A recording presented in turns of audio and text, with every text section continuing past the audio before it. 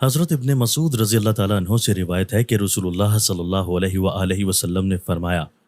اللہ نے صراط مستقیم کی مثال بیان فرمائی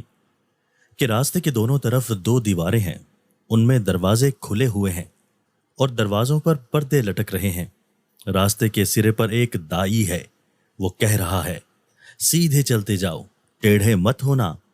اور اس کے اوپر ایک اور دائی ہے، جو کوئی شخص ان دروازوں میں سے کسی چیز کو کھولنے کا ارادہ کرتا ہے تو وہ کہتا ہے تم پر افسوس ہے، اسے مت کھولو، کیونکہ اگر تم نے اسے کھول دیا تو تم اس میں داخل ہو جاؤ گے۔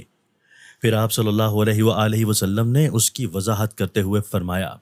راستہ اسلام ہے، کھلے ہوئے دروازے اللہ کی حرام کردہ اشیاء ہیں، لٹکے ہوئے پردے اللہ کی حدود ہیں، راستے کے سرے پر دائی قرآن ہے، اور اس کے اوپر جو دائی ہے وہ ہر مومن کے دل میں اللہ کا واعظ ہے۔ حضرت ابو موسیٰ رضی اللہ تعالیٰ عنہ نے فرمایا، رسول اللہ صلی اللہ علیہ وآلہ وسلم نے کھڑے ہو کر ہمیں 5 چیزوں کے متعلق خبر دیتے ہوئے فرمایا،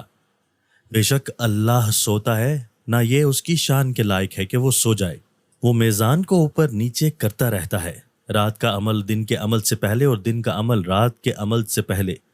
اس کی طرف پہنچا دیا جاتا ہے، اس کا حجاب نور ہے، اگر وہ اس حجاب کو اٹھا دے تو اس کے چہرے کے انوار وہاں تک اس مخلوق کو جلا دیں جہاں تک اس کی نگاہ پہنچتی ہے۔ حضرت ابن عباس رضی اللہ تعالیٰ عنہ بیان کرتے ہیں، رسول اللہ صلی اللہ علیہ وآلہ وسلم نے فرمایا، 3 قسم کے لوگ اللہ کو سخت ناپسند ہیں، 1 حرم میں ظلم و ناانصافی کرنے والا، 2 اسلام میں جاہلیت کا طریقہ تلاش کرنے والا، 3 اور بڑی جد و جہد کے بعد کسی مسلمان کو ناحق قتل کرنے والا۔